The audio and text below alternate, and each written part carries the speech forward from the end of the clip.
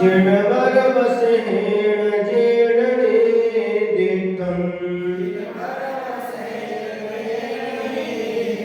देविंद विंद वंदं वंदे तं सर्वदा शिरसा।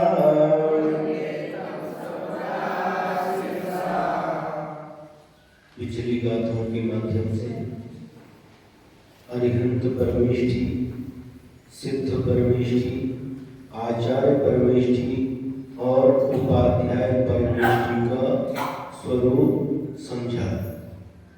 अब अंतिम परमेष्ठी है साधु परमेष्ठी। उनका क्या स्वरूप है? एक गाथा नंबर 54। दंसन नाण समग्रम मग्गं मोक्षसजोरुचारितं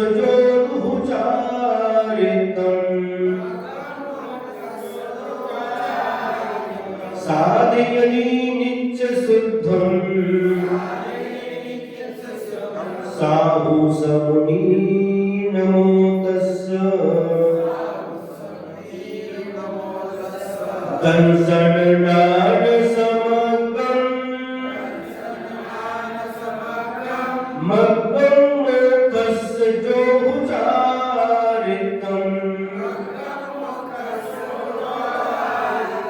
साधयति नित्यसिद्धं साहु समुनि नमो तस्य।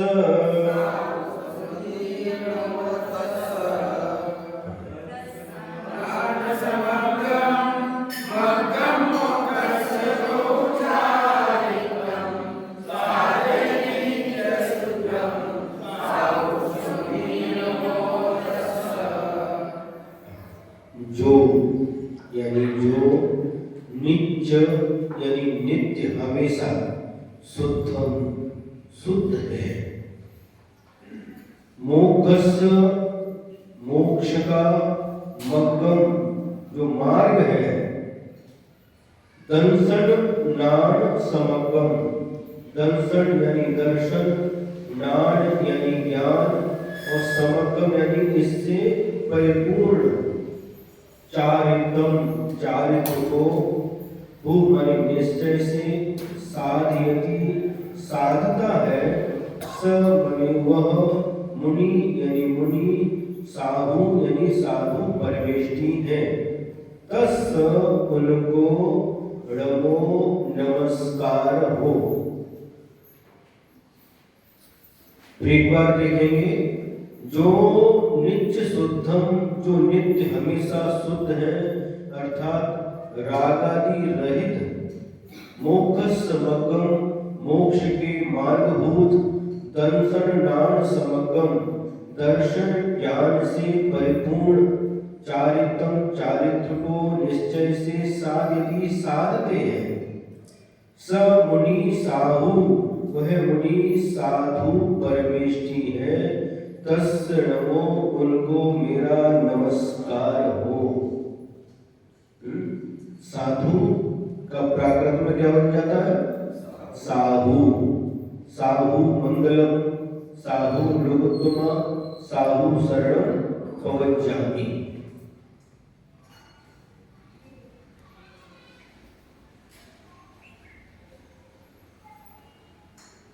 ये तीनों आ गए इसमें। क्या आ गए? सम्यक दर्शन, सम्यक ज्ञान और सम्यक चारित्र। तीनों की जो साधना करते हैं उनका नाम साधु परमेष्ठी है।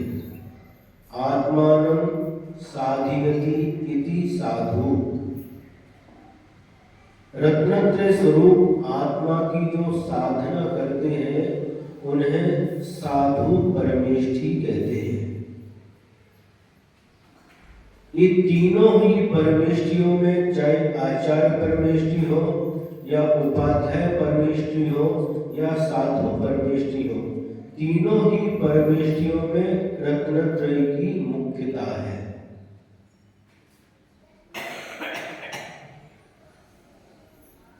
तीनों ही रत्नत्रय के धारी हैं और रत्नत्रय की आराधना करते हैं और उसके साथ साथ शक्ति के अनुसार तप का भी आचरण करते हैं। तो ऐसे साधु परमेष्ठी भी हमारे लिए ध्यान के योग्य हैं, नमस्कार के योग्य हैं। रत्नत्रय सबसे महत्वपूर्ण होता है। सम्यक दर्शन, सम्यक ज्ञान और सम्यक चारित्र, ये तीनों की जो समग्रता है उसका नाम है रत्नत्रय। ये रत्नत्रय रत्नों के समान हमारे जीवन में हमारी आत्मा को क्या करते हैं? उन्नत बनाते हैं। रत्नत्रय से युक्त आत्मा पूजनीय होती है, वंदनीय होती है। रत्नत्रय से रहित आत्मा की पूजा वंदना आदि नहीं की जाती, किंतु जो रत्नत्रय से जिन्होंने अपनी आत्मा का श्रृंगार किया है, रत्नत्रय को धारण करके जिन्होंने अपनी आत्मा का विकास किया है, अपनी आत्मा की जो साधना में लगे हुए हैं, वह सभी हमारे लिए हमारे आराध्य होते हैं। क्यों? क्योंकि रत्नत्रय ही पूज्य है और रत्नत्रय की ही हमें प्राप्ति करना है। रत्नत्रय ही मोक्ष का मार्ग है।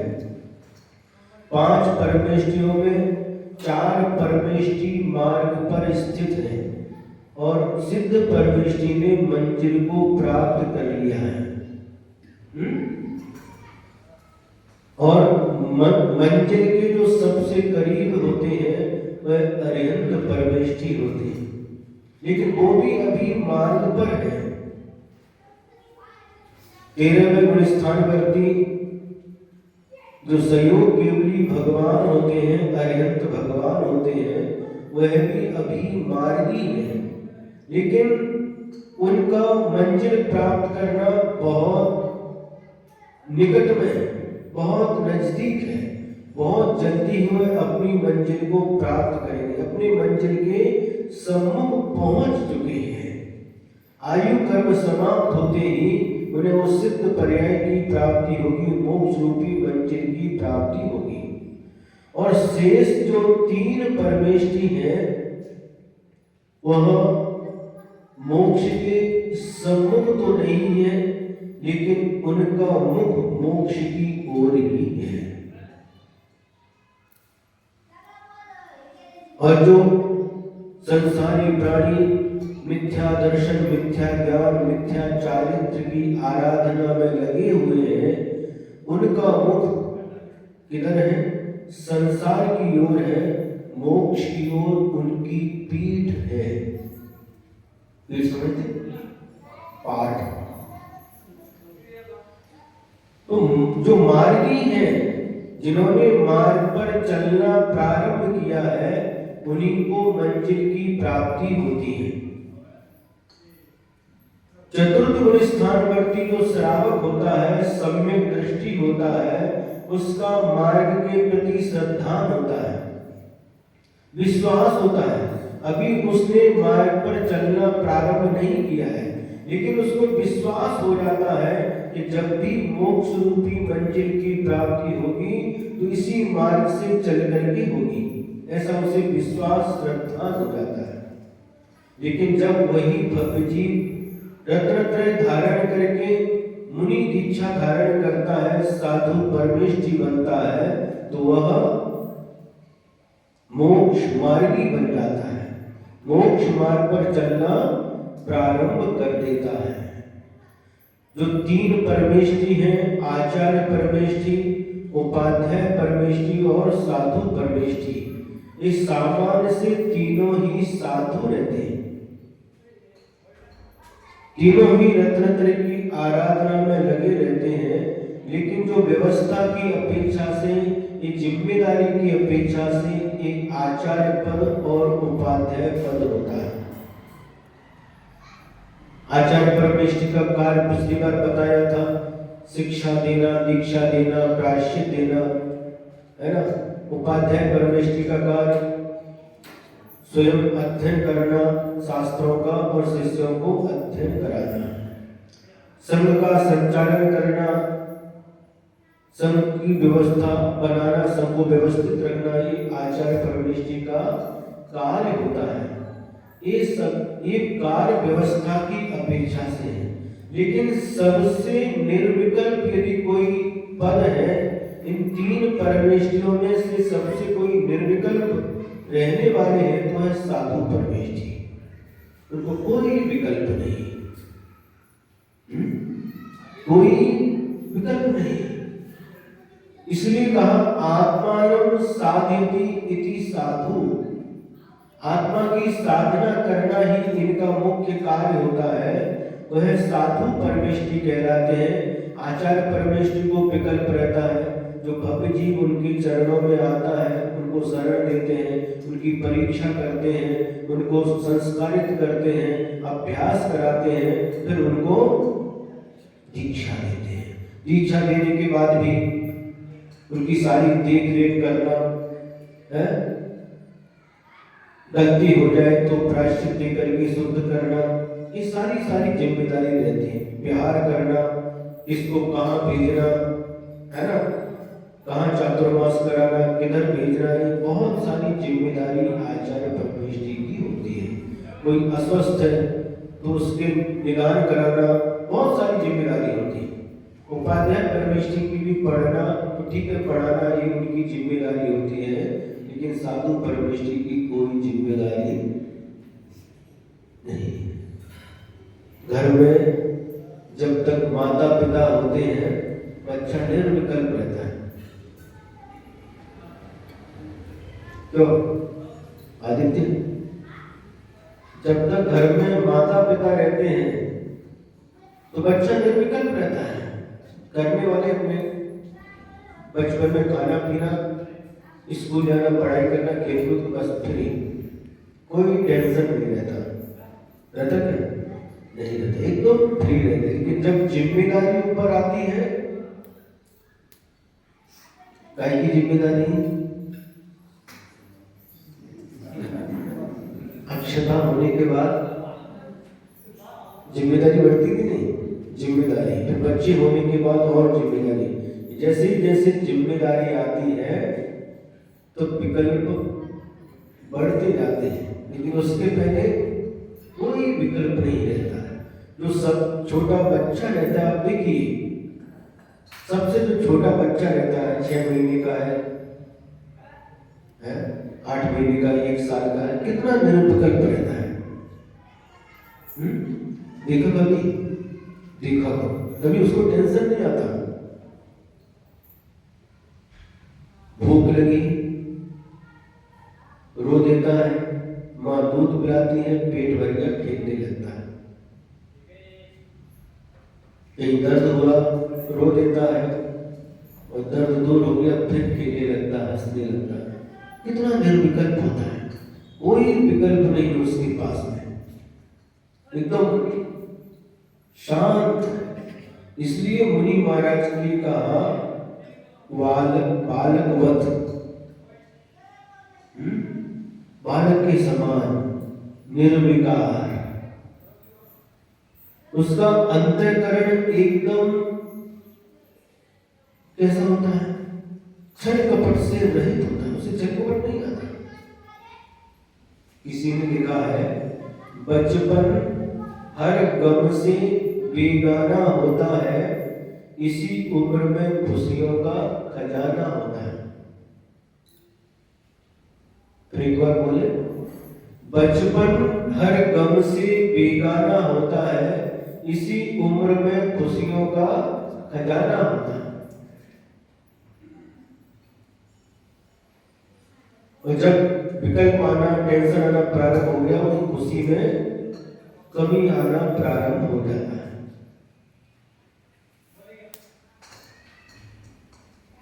तो मुनि महाराज का जो पद है, बस आचार्य परमेष्टि ने जैसा कहा वैसा चलना। इधर जाओ इधर गए, उधर जाओ उधर गए, जो कहना बस उसको करना, बस इतना ही काम होता है। और जो रत्न है उसका पालन करते हुए 28 मूल गुणों का पालन करते हुए वह अपने जीवन का निर्वाह करते रहते हैं। आचार्य श्री कहते थे कि आज्ञा पालन करना बहुत सरल है, लेकिन आज्ञा देना, आदेश देना बहुत कठिन होता है।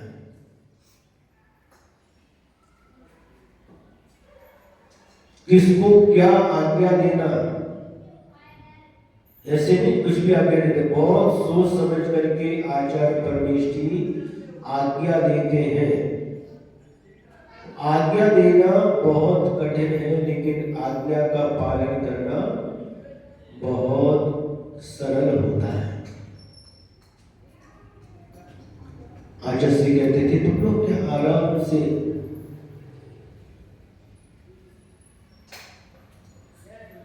साधना करते रहते हो, लेकिन हमें तो कमर सीधा करने के लिए भी समय नहीं मिलता। कमर एक होते कमर सीधी करने के लिए भी समय नहीं मिलता। सब आते तो कहाँ जाते हैं? आचार्य श्री के पास जब थे 40-40, 50-50 12 जब रहते थे तो कहाँ जाते सब आते? आचार्य श्री के पास, बीड़ी के तरफ आचार्य श्री के पास आराम से। क्या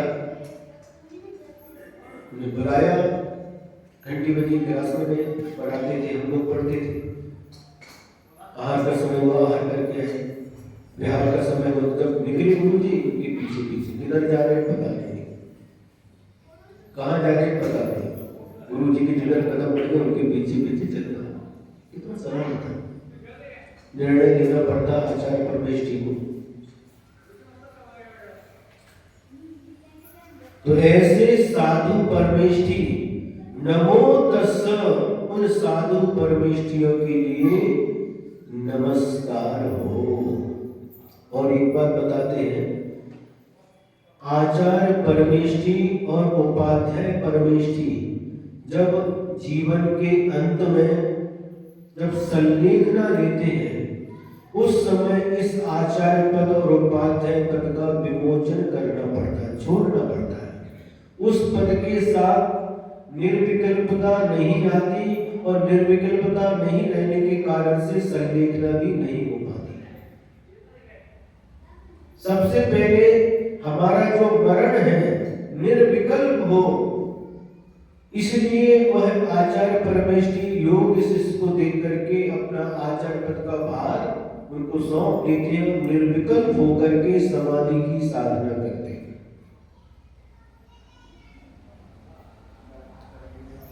आचार्य पद के साथ उपाध्याय पद के साथ समाधि इतनी निर्विकल्प नहीं हो सकती।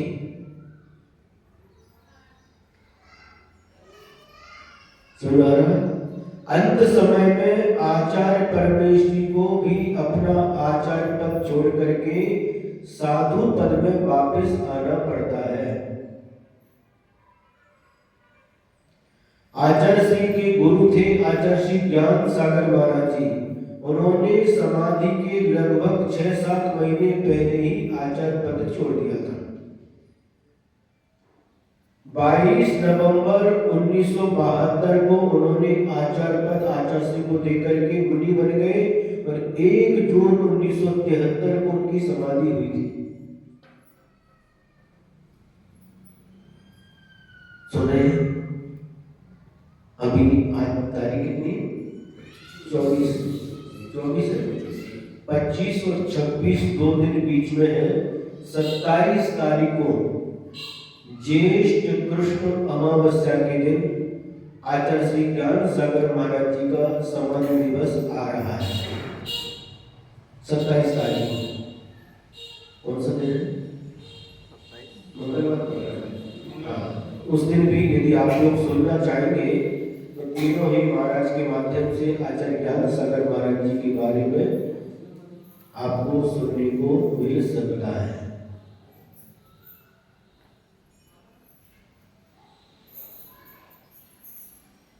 तो ऐसे साधु परमेष्ठी भी हमारे ध्यान का विषय चल रहा है।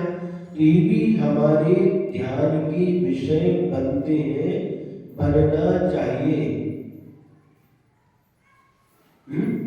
कई प्रकार के साधु होते हैं, अवधि ज्ञानी साधु, मन प्रिय ज्ञानी साधु, घोर तपस्या करने वाले तपस्वी साधु, गर्मी के समय पहाड़ के ऊपर तपस्या करने वाले साधु, सर्दी के समय नदी के तट पर तपस्या करने वाले साधु, है वर्षा के समय पेड़ के नीचे तपस्या करने वाले साधु, और गुफा, कंदरा, श्मशान भूमि आदि पर तपस्या करने वाले साधु, बहुत प्रकार के साधु होते हैं।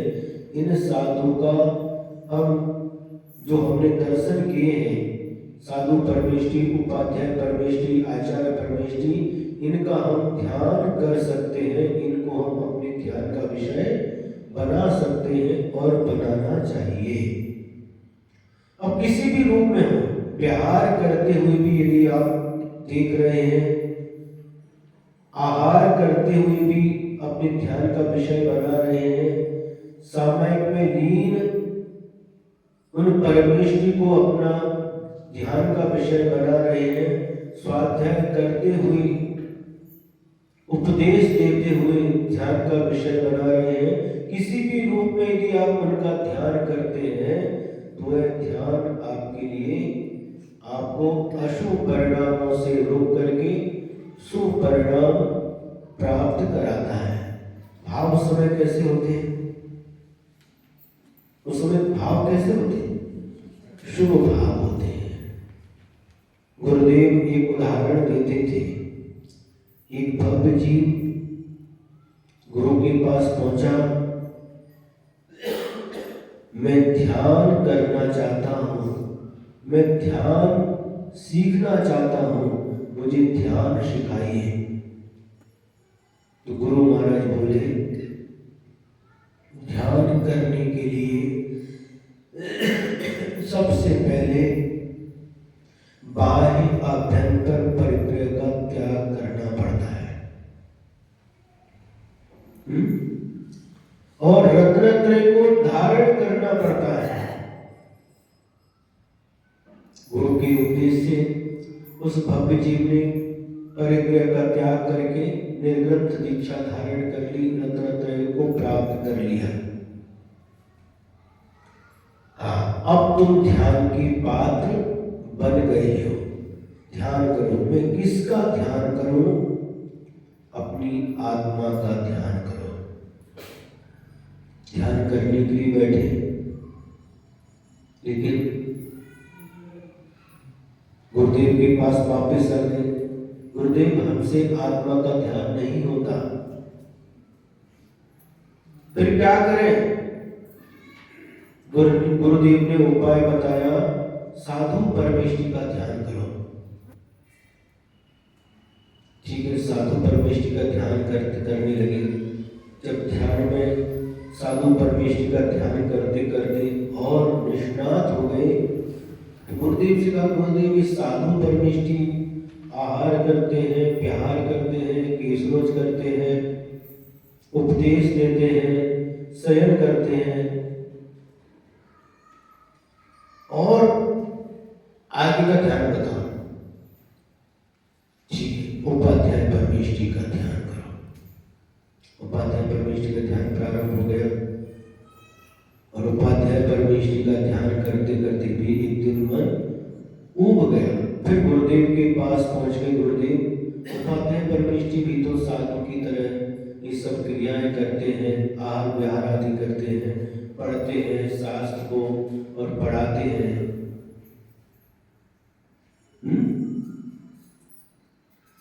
और आगे का ध्यान बताए। ठीक है, आचार्य परमेष्ठी का ध्यान करो।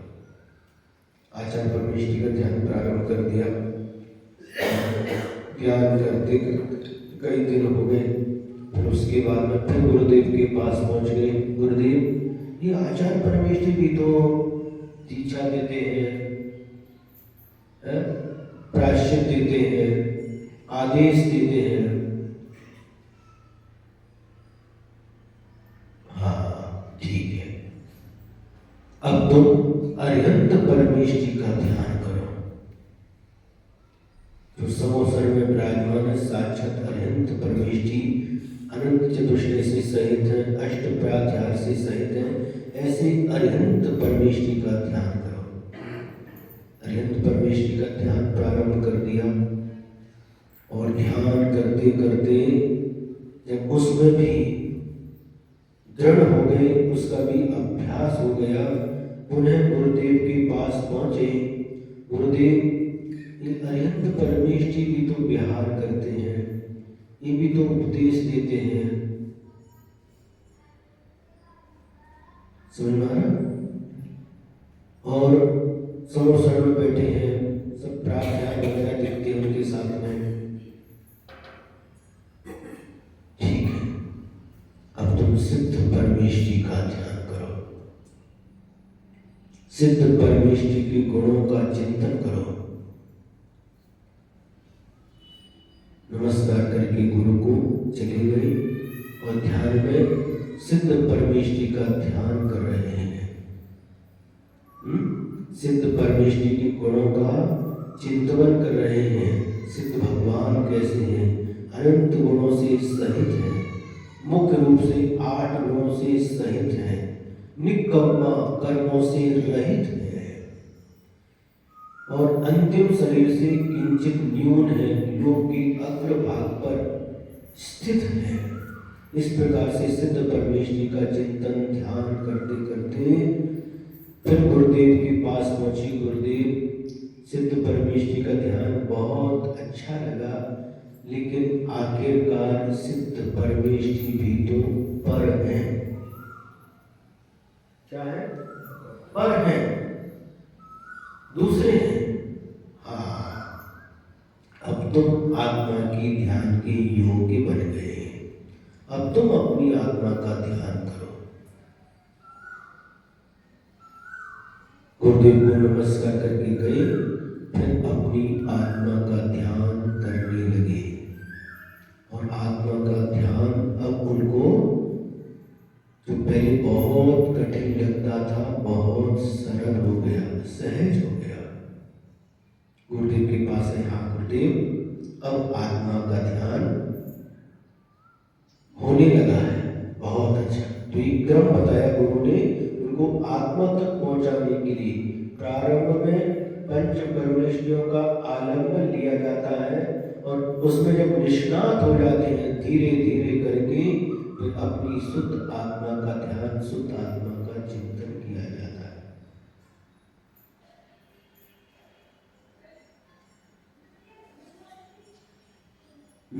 इस प्रकार से पंच परमेष्टि का वर्णन 5 गाथाओं के द्वारा हुआ।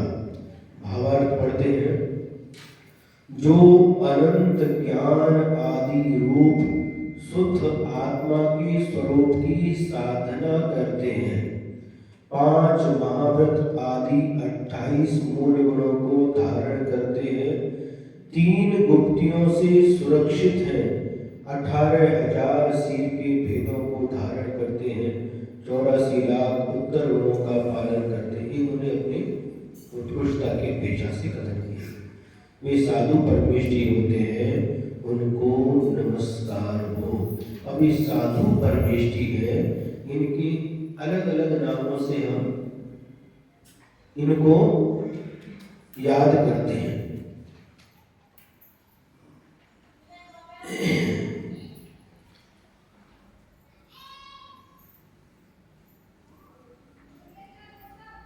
साधु तो बता दी, जो साधना करते हैं उनका नाम साधु है।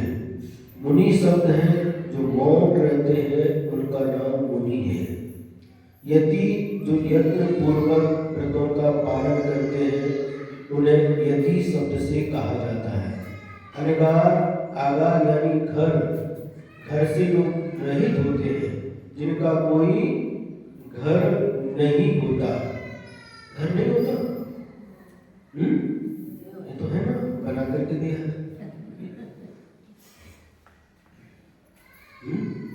वो भी तो घर मतलब क्या है? ईंट सीमेंट बालू बनाया, ऊपर से प्लास्टर कर दिया, कलर कर दिया,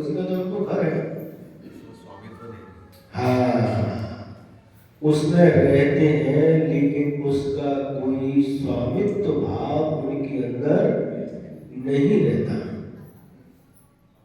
अनगार कहलाते हैं, कोई घर नहीं है, रहते हैं और चले जाते हैं। अपने रहने के लिए कभी भी ठिकाना नहीं बनाते हैं। आप लोग अपना अपना घर बनाते हैं, घर छोटा पड़ा तो दूसरा बड़ा घर बनाते हैं। और पक्षी भी, कई पक्षी भी अपना घर बनाते हैं, देखा कभी? हाँ, और इतने होशियार होते हैं वो पक्षी, चिड़िया आदि पक्षी अपनी चोंच से एक एक तिनका उठा करके लाते हैं और कहां पर बनाते घर? जहां कहीं पर भी नहीं बनाते। देखिए उनका ज्ञान, जहां हमने देखा ट्राई करके अभ्यास करते हैं, जहां नीचे पानी रहता है और उसके पास झाड़ रहता है,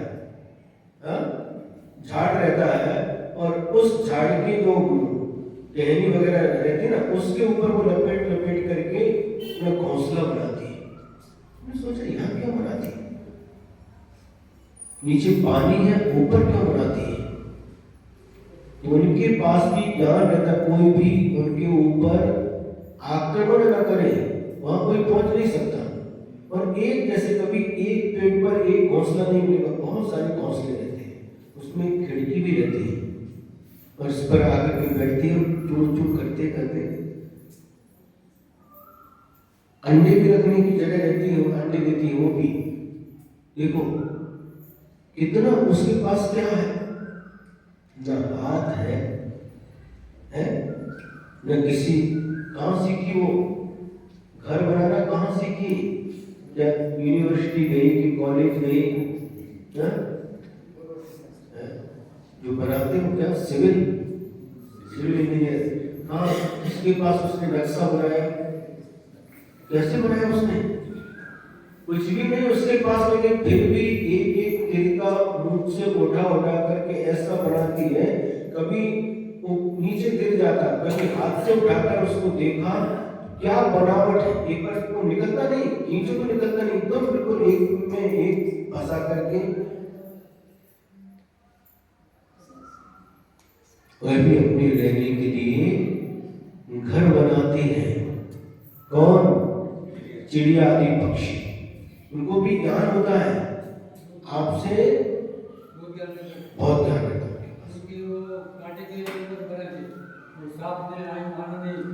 हाँ देखो, एक बात बताई उन्होंने प्रभाकर जी ने, जो कांटे का झाड़, कांटे रहते ना, बबूल का झाड़, वहां पर भी बनाती है जिससे सर्प वगैरह ना आ जाए वहां तक। नीचे नहीं रहते पेड़, तो नीचे और भी ऊंचा रहता है, वहां तक कोई पहुंच ना सके। तो जो रहने के लिए घर आप भी बनाते हैं, पक्षी लोग भी बना लेते हैं, लेकिन मुनि महाराज कभी भी अपने रहने के लिए घर नहीं बनाते। फिर कहाँ रहते हैं, कैसे रहते हैं? कोई भी घर नहीं बनाते, कोई भी मठ नहीं बनाते, जहाँ रहने के लिए अपना स्थायी निवास उनका नहीं होता। फिर कहाँ रहते हैं? चींटी होती है, चींटियां, मूंगे, वो भी क्या बनाती हूँ? मुंह में मिट्टी ले लेकर के मुलायम मुलायम जो मिट्टी रहती है, और उससे क्या बनाते हैं? आरूढ़, वेरुड़ तो एलोरा को बोलते हैं। वारुड़ मतलब हिंदी में वामी बोलते हैं, वामी। मुख से मुलायम मुलायम मिट्टी, उसके पास क्या है? हाथ है क्या? वो तो 3 इंद्रिय है, चिमनी तो संगी पंचेंद्रिय है, चिड़िया ठीक है, उसके पास तो मन भी नहीं है, हाथ भी नहीं है, तो मुख में एक एक टुकड़ा मिट्टी ला करके वो खड़ा कर देती है? और उसमें आकर कौन रहता है? कौन रहता है? रघुआ, सांप आकर के रहता है। चींटियां नहीं रहती उसमें, रहती क्या? सांप आकर के रहता है। सांप कभी भी अपने रहने के लिए बामी नहीं बनाता, चींटियां बनाती और जाकर के उसमें रहता है। ऐसा उदाहरण दिया जाता है। उसी प्रकार से मुनि महाराज अपने रहने के लिए आवास निवास नहीं बनाते कौन है? श्रावक बनाते, उसमें जाकर के रहते हैं, लेकिन उसके ऊपर कभी भी अपना अधिकार नहीं रखते, स्वामित्व नहीं रखते। मेरा है ऐसा भाव मन में नहीं रखते। एक बार की बात है, गुरुदेव के साथ में दीक्षा के बाद पहला चातुर्मास इंदौर में हुआ था। गोमटी एक क्षेत्र है इंदौर शहर के बाहर, वहां पर चातुर्मास हुआ। चातुर्मास पूर्ण करके विहार करके शहर में आए। वहाँ समोसरण मंदिर है तुकोगंज में, वहाँ पर एक विधान हुआ, बड़ा विधान हुआ, 8-10 दिन का विधान था। तो वहाँ पर रोकने के लिए पास ही रोड के उस तरफ एक बहुत बड़ी बिल्डिंग थी, उसका नाम था टीट सेंटर, है ना। और वहाँ पर अच्छी बढ़िया कमरे सब कुछ व्यवस्थाएं थी, 5 स्टार जैसी व्यवस्थाएं थी, लेकिन वो सब नई बनी थी, अभी कोई उसमें रहता नहीं था। वहां पर पुलिस सबको रुकाया, तो एक व्यक्ति जो चातुर्मास के पहले दिन से जुड़ा था, डेली जंगल के लिए आता था, भैया वृत्ति के लिए आता था, और उसने आकर के एक दिन प्रश्न किया, महाराज जी एक प्रश्न पूछे, आप बुरा नहीं मानना। बुरा क्यों मानिए, पूछिए। सिर्फ रहने की अपेक्षा से आप में और हम में क्या अंतर है? त्याग तपस्या की अपेक्षा से नहीं, आहार की अपेक्षा से नहीं, सिर्फ रहने की अपेक्षा से आप में और हम में क्या अंतर है? आप भी इस बिल्डिंग में रह रहे हैं, आलीशान इस बंगले में रह रहे हैं, हम भी अपने बंगले में रहते हैं, तो अब क्या डिफरेंस क्या है, क्या अंतर है? अब प्रश्न है उसका, प्रश्न है, हाँ ठीक है। हमने सोचा इसके प्रश्न का उत्तर प्रैक्टिकल से देंगे, हमें बाद में इसका उत्तर आपको देंगे, ठीक है। 2 दिन के बाद फिर पूछे, महाराज जी हमारे प्रश्न का उत्तर थोड़ा रुको। फिर तीसरी बार पूछा, थोड़ा रुको। और ऐसा करते करते 3-4-5 बार पूछा, मुझे अवश्य देंगे, आपके प्रश्न उत्तर हम जरूर देंगे। और एक दिन विधान पूरा हो गया, पीछी परिवर्तन हो गया, और एक दिन गुरुदेव का विहार हो गया नियमावली की ओर। विहार हो गया तो है लड़का भी आया और साथ में कमंडल ले लिया, विहार कर रहे थे। महाराज जी हमारे प्रश्न का उत्तर नहीं दिया, बिल्कुल जरूर देंगे, जरूर देंगे, और आज ही इस प्रश्न का उत्तर देंगे। और विहार करते करते एक स्कूल था, गांव का नाम तो भूल गए, एक स्कूल में मुकाम हुआ।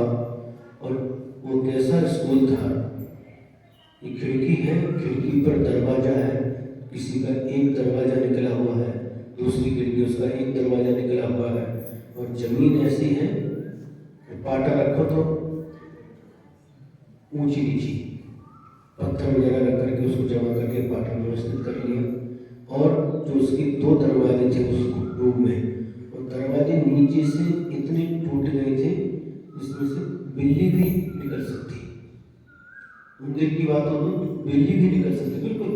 और ऊपर कपड़ी थी, कपड़ी समझ क्या बोलते, कपड़ी कौला, और उसमें भी टूटा था, तो बीच में जगह गई थी, उसमें से हवा आ रही थी।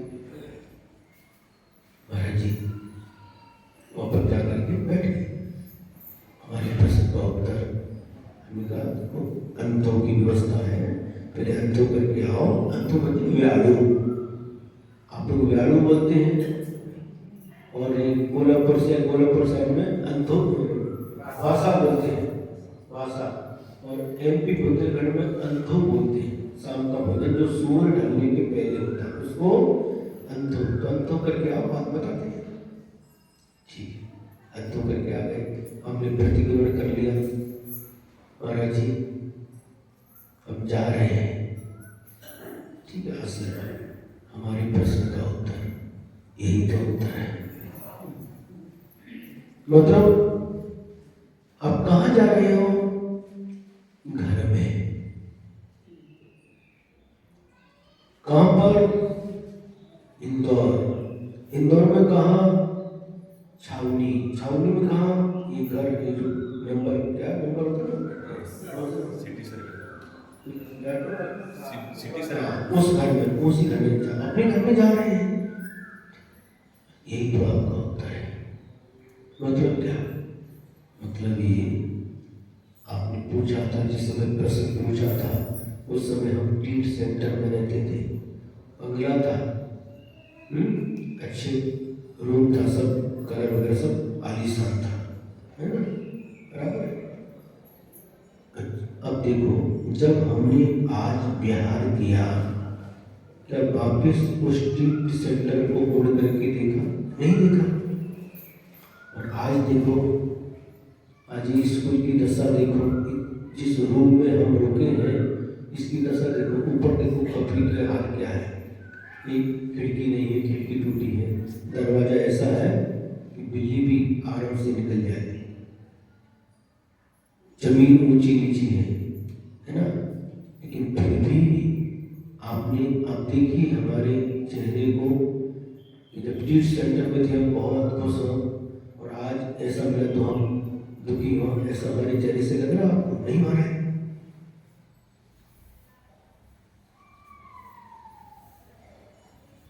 यही आपके प्रश्न का उत्तर है। आप वापिस अपने घर में जा रहे हो, हम वापिस टीट सेंटर में जाने वाले नहीं। आपने उसको अपना माना है, वह घर मेरा है, उसके प्रति आपका मूर्छा भाव है, उसके प्रति आपका ममत्व भाव है, ये मेरा है। लेकिन मैं टीट सेंटर में रहा, लेकिन कभी भी मेरा है ऐसा भाव मन में आया ही नहीं।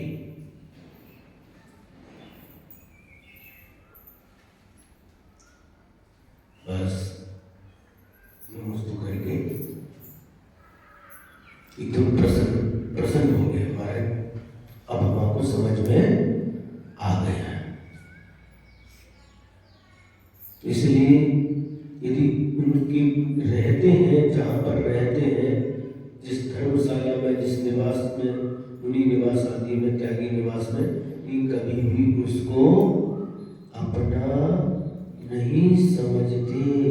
आपने त्यागी निवास बनाया और बाहर, रूम के बाहर पार्टी लगाई, ये फुटले, ये खले, ये करदगोंडे,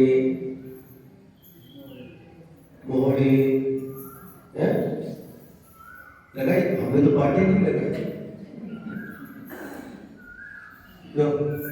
ये अपने सागर महाराज जी का रूम है, जब तक है तब तक है, जिस दिन बिहार हो जाएगा। समझ में आ गया? तो ऐसे मुनि महाराज, इसलिए इनको अनगार कहते हैं। आगार में रहते हुए भी, आगार यानी घर, घर में रहते हुए भी कभी कभी क्या होता है, घर मतलब क्या? या तो त्यागी निवास है, जहाँ त्यागी निवास नहीं होता, कभी स्कूल में रुकना पड़ता है, कभी कॉलेज में रुकना पड़ता है, कभी किसी के घर में भी रुकना पड़ता है, और कभी अजन व्यक्ति के घर में भी मुकाम होता है। जैसी परिस्थिति उसमें रहते हैं, लेकिन फिर भी उस घर में रहते हुए भी अनगार कहलाते हैं। सुने? और यदि आप किसी श्रावक की गरीब परिस्थिति है, घर भी नहीं है, फुटपाथ पर भी रहता, लेकिन फिर भी हम उसको अनगार नहीं कह सकते, उसका घर नहीं है। कहीं ऐसे रहते, कई लोग रहते हैं फुटपाथ पर, क्या जगह मिली आप देखो, ये हम जाकर जब उस तोड़ने वाले आते हैं ना, या कोई बंजारी वाले, लोहे का काम करने वाले, तो अपने रहती गाड़ी, बैलगाड़ी रहती है, किसी घोटो गाड़ी रहती है, तंबू गाड़ते और अपना काम चालू करते रहते। उनका कोई घर नहीं है, उनका कोई घर नहीं है, तो उनको अनगार है क्या? घूमते रहते हैं। आज यहाँ जैसे मुनि महाराज घूमते हैं, परसों चाला में थे, परसों मतलब पहले चाला में थे, फिर पानी गाँव आए, अभी अंबड़ में आ गए। ऐसे हम लोग घूमते हो, घंटा लोग भी घूमते रहते हैं। लोहे का काम करने वाले देखा आपने? घूमते रहते, गाँव घूमते रहते, अपना काम करते रहते, उनका भी घर नहीं है तो उसको हकार कहेंगे? बोलो नहीं कहेंगे। क्यों? घर तो नहीं उनका। आ सकती है, घर नहीं है, अभाव है घर का, लेकिन घर बनाने का भाव तो है, तब हमारा अपना घर होगा। सुना रहा? नहीं आ रहा? बोलो तो, गर्दन हिला के बताओ। आ गया? हाँ हाँ। उसमें से आनंद औषध को छोड़कर 3 परमिष्टि है, उसमें से सर्वश्रेष्ठ परमिष्टि कौन सी? सर्वश्रेष्ठ परमिष्टि आचार्य परमिष्टि, उनका नंबर 3 है, तीसरा नंबर उनका है।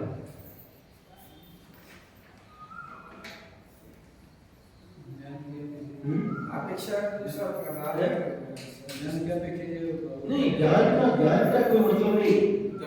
आचार्य परमेष्टि है, उनको ज्ञान हो ये कोई जरूरी नहीं है। उनका काम सिर्फ दीक्षा देना, प्रायश्चित देना, संघ का संचालन करना, ज्ञान से कोई संबंध नहीं है। ज्ञान एक साधु जिनको उन्होंने दीक्षा दी है, उनके पास ज्ञान ज्यादा रह सकता है। गुरु की अपेक्षा जिसने दीक्षा, शिष्य के पास तपस्या ज्यादा रह सकती है, व्रत उपवास आदि ज्यादा कर सकता है, लेकिन उससे कोई संबंध नहीं है। गुरु गुरु होते हैं। महाराज गुणस्थानवर्ती क्या है? गुणस्थानवर्ती मतलब क्या है? गुणस्थान में रहने वाले, गुणस्थानवर्ती मतलब जैसे मुनि महाराज हैं, 6वें 7वें गुणस्थानवर्ती, 6वें 7वें गुणस्थान में रहने वाले, 4वें गुणस्थानवर्ती, 4वें गुणस्थान में रहने वाले, ऐसा।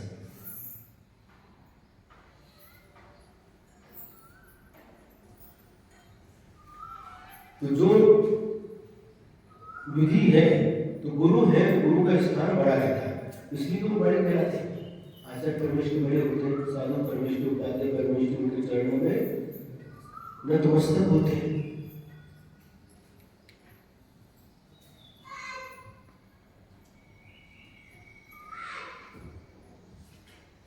क्या विषय चल रहा था?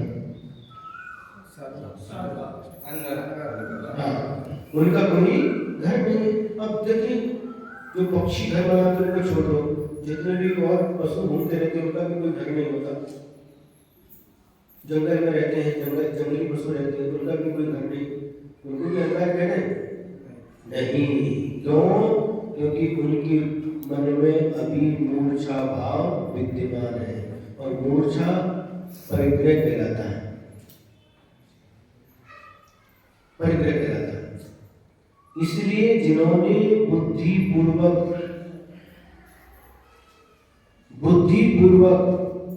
होशपूर्वक इस परिग्रह का त्याग किया है, बाह्य अभ्यंतर परिग्रह का त्याग किया है, उनको ही हम अनिगार कहते हैं। एक चीज याद आ गई, सुना है? उस समय गुरुदेव की संघ का गुजरात में बिहार चल रहा था। एक व्यक्ति था, उस समय कुछ छोटी सी मोबाइल आती थी, ये नीचे दिखता नहीं था, उसमें बटन वाली थी, जो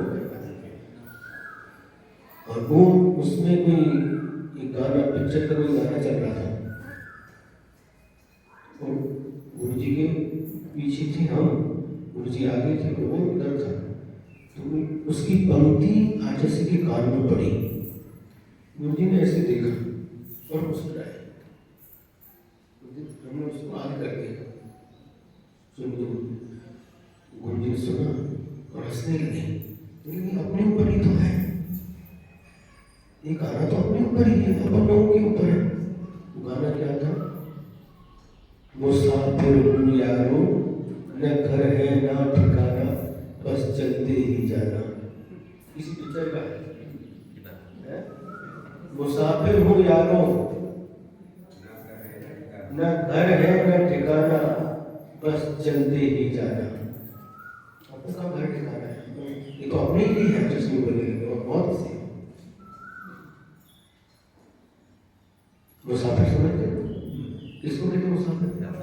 यात्री, बस धर्मशाला में उठता चले जाता।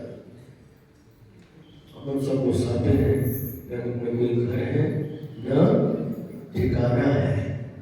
आप सब कैसे हैं? आप मुसाफिर नहीं, आपका घर है, आपका ठिकाना है, आपका जो घर है उसी घर में जाएंगे। उपाध्याय उपाध्याय के घर में जाएंगे। हमारा घर भी बड़ा है? हमारा घर भी धर्मशाला है। आज है कल है, लेकिन उसको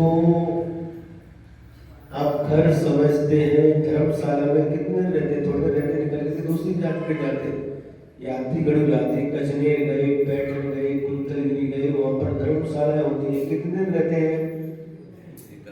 1 2 4 दिन 8 दिन 15 दिन महीने भर। वापस वहाँ आते हैं, लौट करके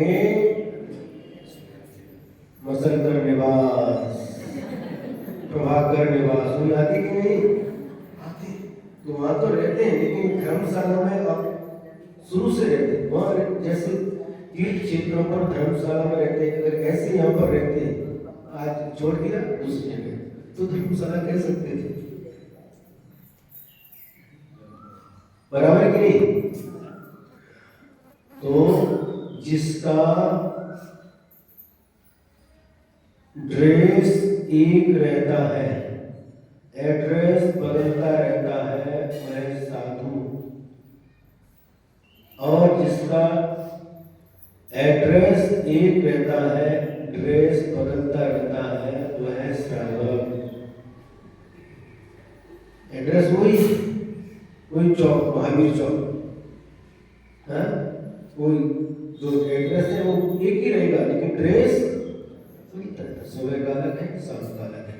अभिषेक करते समय अलग, आहार लेते समय अलग, डाइट सोते समय अलग, डाइट बदलता रहता है। गर्मी का अलग, सर्दी का अलग, घर के अंदर का अलग, घर के बाहर का अलग, और कहीं शादी वगैरह में जाना तो अलग। क्यों से वहां को जाना तो अलग।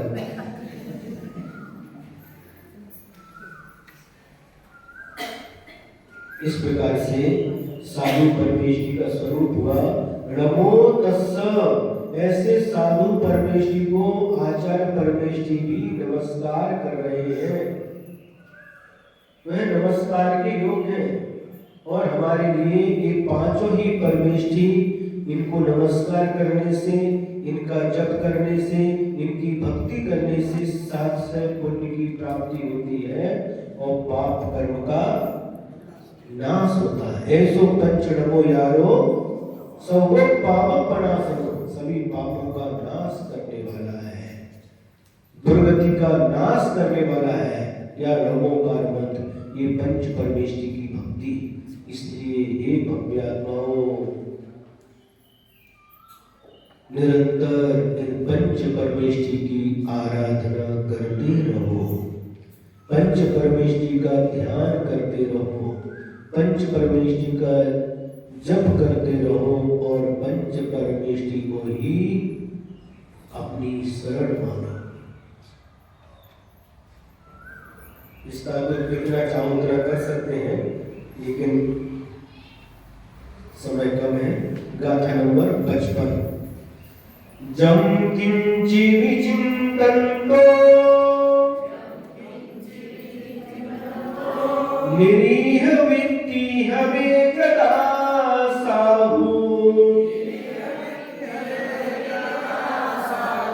लद्धून एयत्तम तदाहुतम तस्य निश्चयं ध्यानम्। जम किंचि विचिंतन्तो निरीह वित्ति हवे जदा साहु, लद्धून एयत्तम तदाहुतम तस्य निश्चयं ध्यानम्। बोलिए।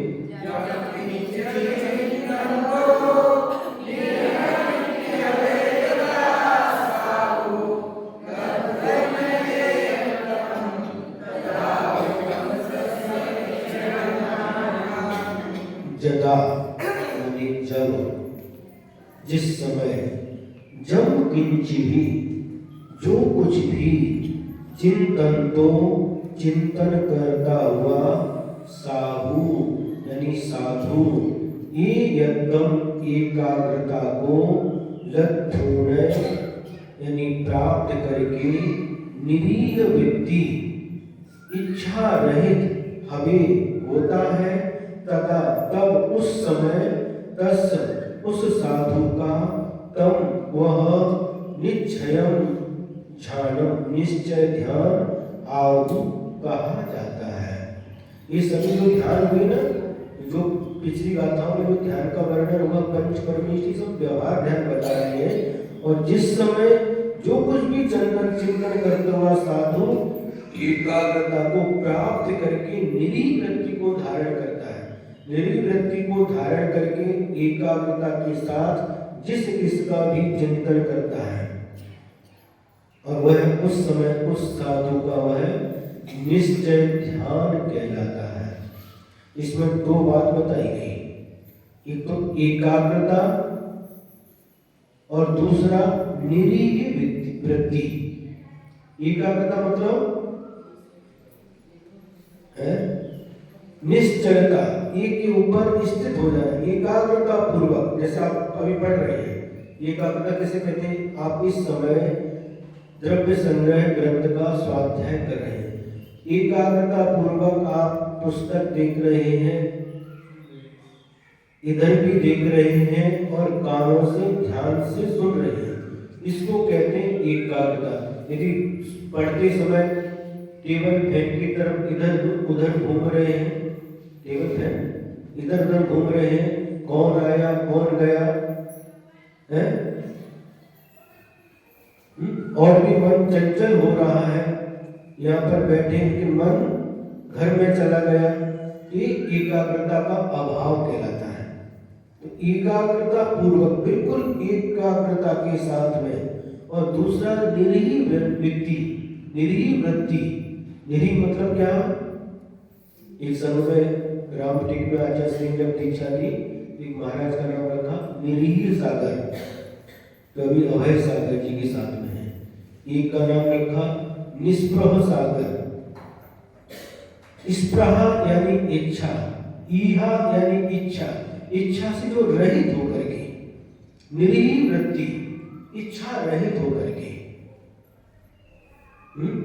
कोई भी इच्छा नहीं, कोई भी आकांक्षा नहीं, कोई भी अभिलाषा नहीं, ऐसा निरीह होकर के, इच्छा रहित होकर के, निष्प्रह होकर के वह साधु उस समय जिस किसी भी वस्तु का चिंतन करते हैं, उस समय उनका जो ध्यान होता है वह निश्चय ध्यान कहलाता है।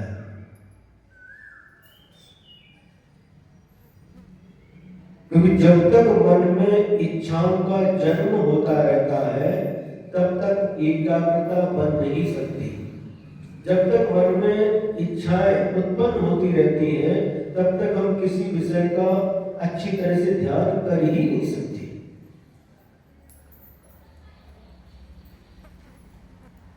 तो मुनि महाराज, ये निश्चय ध्यान किसको होता है? मुनि महाराज को, श्रावक को नहीं होता, इनको होता है, मुनि महाराज को। तो ऐसे मुनि महाराज जब निरीह सभी में इच्छा रहित हो जाते हैं, आहार में भी, विहार में भी, स्वाध्याय में किसी की भी इच्छा नहीं रहती उस समय। जब ध्यान में बैठ गए, कोई भी मन में इच्छा नहीं, किसी प्रकार की कोई भी इच्छा नहीं, उस समय यह स्थिति बनती है। मुनि महाराज उस समय जिस किसी भी पदार्थ का चिंतन करते हैं, ध्यान करते हैं, वही ध्यान निश्चय ध्यान कहलाता है। डायरेक्ट निश्चय ध्यान नहीं होता, पहले व्यवहार ध्यान होता है, बाद में निश्चय ध्यान होता है। डायरेक्ट हम निश्चय ध्यान करना चाहें तो नहीं होता। शुरुआत में पंच परमेष्टि का आलंबन लेते हैं, पंच परमेष्टि का आलम्बन लेकर के उनके गुणों का चिंतन करके ध्यान करते हैं। कभी कभी माला लेते हाथ में, माला का आलम्बन लेते हैं। कभी कभी कोई मंत्र लेते हैं। मंत्र बताए ना पहले 35 अक्षर का 16 अक्षर का जो मंत्र बताए, उन मंत्र का आलम्बन लेकर के ध्यान करते हैं। ओम का ध्यान करते हैं, ह्रीम का ध्यान करते हैं, श्री का ध्यान करते हैं। तो ये आलम्बन हो गए। तो जो आलम्बन प्रारंभ अवस्था में आलम्बन लेना अनिवार्य होता है। बिना आलम्बन के हम डायरेक्ट आत्मा का ध्यान नहीं कर सकते। जिस प्रकार से जब कोई व्यक्ति नदी में तैरना सीखता है, डायरेक्ट तैरना नहीं सीखता। सबसे पहले नदी में उतरने के पहले क्या एक ट्यूब बांध करके या कोई खाली बेकार कोई डिब्बा वगैरह बांध करके नदी में उतरता है। उतरता है, ये आलम्बन लिया है। और आलम्बन कब तक रहता है? जब तक तैरना नहीं सीख जाता है। बिना आलम्बन, बिना डिब्बा या बिना ट्यूब के जब तक तैरना नहीं सीख जाता तब तक उसका आलम्बन रहता है। उसको लगा करके वो हाथ पैर मारता है। और जब तैरना सीख जाता है तो जो आलम्बन लिया था डिब्बा का या ट्यूब का, उसको छोड़ देता है और बिना उसके ही नदी को पार कर लेता है। उसी प्रकार से प्रारंभ अवस्था में इन पंच परमेष्टियों का अथवा पंच परमेष्टि के वाचक मंत्रों का, इनका आलम्बन लेकर के किसी प्रतिमा का, कॉम्प्लेक्स बाहुबली भगवान की प्रतिमा, सम्यक शिखर आदि सिद्ध क्षेत्र, किसी का भी आलम्बन लेकर के ध्यान करता है। और धीरे धीरे जब उस ध्यान में निष्णात हो जाता है, अभ्यस्त हो जाता है, तो इन आलम्बनों को छोड़ करके अपनी आत्मा का ध्यान करता है। एक उदाहरण और देते हैं। जब बच्चे को गणित सिखाया जाता है तो कोई वस्तु रहती है, कोई वस्तु स्लेट आती है तो स्लेट में भी जो लगे रहते हैं। ये कितने? एक इधर लिया, ये कितने हो गए? 2 में फिर 1 मिलाया तो कितने हो गए? 3। इस प्रकार से उसको सिखाया जाता है। इसका आलम्बन कब तक? जब तक सीख नहीं जाता तब तक उसको आखिरी में, बाद में भी उसी को लेके बताएगा क्या? फिर अपने आप तुरंत पूछो कितना? 10 और 12 22, 22 और 15 37, ऐसे बोलता है। तो जब तक आलम्बन कब तक लिया? जब तक सीखा नहीं। सीखने के बाद आलम्बन का भी त्याग करके बिना आलम्बन के वह अपना कार्य करता है। इसी प्रकार से यहाँ पर आचार्य महोदय ने हम लोगों के लिए निश्चय ध्यान तक पहुँचने के लिए पहले पंच परमेष्टि और पंच परमेष्टि के वाचक मंत्रों का आलम्बन लेकर के ध्यान करने की शिक्षा दी। और उसके बाद में फिर निश्चय ध्यान आलम्बन छोड़ करके निरीह वृत्ति होते हुए, किसी भी पर पदार्थ में इच्छा नहीं रखते हुए किसी भी वस्तु का वह मुनि महाराज ध्यान करते हैं, उस समय उनका यह ध्यान निश्चय ध्यान कहलाता है। ऐसा इस गाथा के माध्यम से हम लोगों को उपदेश दिया। भावार्थ देखेंगे।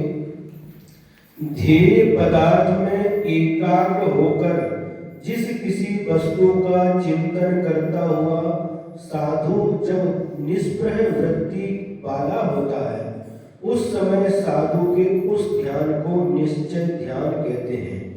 विषय और कसायों को दूर करने के लिए तथा चित्त को स्थिर करने के लिए पंच परमेष्टि आदि ये परद्रव्य हैं, लेकिन फिर भी ये ध्येय होते हैं। ध्येय मतलब जिसका ध्यान किया जाता है वह ध्येय कहलाते हैं। तो ये पंच परमेष्टि भी विषय कसाय राग द्वेष आदि को दूर करने के लिए, चित्त को स्थिर करने के लिए ये पंच परमेष्टि पर द्रव्य होते हुए भी हमारे ध्यान का विषय होते हैं, ध्येय होते हैं। और जब अभ्यास से चित्त स्थिर हो जाता है तब शुद्ध बुद्ध एक स्वभाव निज शुद्ध आत्मा का स्वरूप ही ध्येय होता है।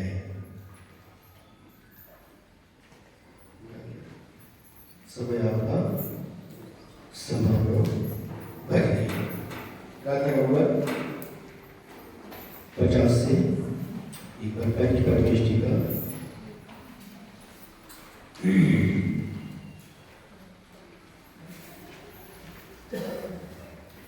नट चतुखाई कम्मो दर्शन सुहनान वीर वैयो सुहदेहथो अप्पा शुद्धो अरियो विचिंतिजो नट्ठट कम्म देहो लोया लोयस जानो दट्ठा पुरसायारो अप्पा सिद्धो जाहे लोय सिरथो दंसन नान पहाने वीर्य चारित वर्तवाया रे अपम परम च झुंझई सो आयरियो मुनि झेयो जोरेण तय जुतो नित्यं धम्मो वदेशे निरदो सो वच्छाओ अप्पा जदिवर बसो नमो तस्स दंसन नान समग्गम मग्गम मोकस जो चारितम साधयति नित्य शुद्धम साहु समुनि नमो तस्स जम किंचि विचिन्तन्तो निरीह वित्ति हवे जना साहु लद्धून एयतम तदाहुतम तस्य निश्चयं ध्यानम्। ये गाथाएं 55, 56, 57, 58 ये 3 गाथाएं बची हैं। कल यह ग्रंथ पूर्ण कर देंगे। इसके बाद थोड़ा सुनिए, इसके बाद में कल 25 तारीख है, 26 तारीख को रिवीजन कराएंगे। सुनिए, बात मत करिए। 26 तारीख को रिवीजन कराएंगे। 27 तारीख को आचार्य ज्ञान सागर महाराज जी का समाधि दिवस का प्रवचन होगा। 28 तारीख को एक बार और रिवीजन कराएंगे और 29 तारीख को परीक्षा होगी। 30 तारीख का एक दिन बचेगा, 31 को सूरज पंचमी है। परीक्षा कब? 29 तारीख को। क्या क्या इंपोर्टेंट है बता दें, थोड़ा थोड़ा बता देते हैं। 14 गुण स्थान के नाम, 14 जीव समास और 14 मार्गणा स्थान। ये इंपोर्टेंट है, इनको अच्छी तरह से तैयार करो, कल फिर और बताएंगे। जय बोलो परम पूज्य आचार्य गुरुदेव श्री विद्यासागर जी महाराज की जय। वाणी स्तुति। यदर्थ मात्रा पदवाक्यहीनं मया प्रमादात् किंचनोक्तं तन्मे च मित्वा विदधातु देवी सरस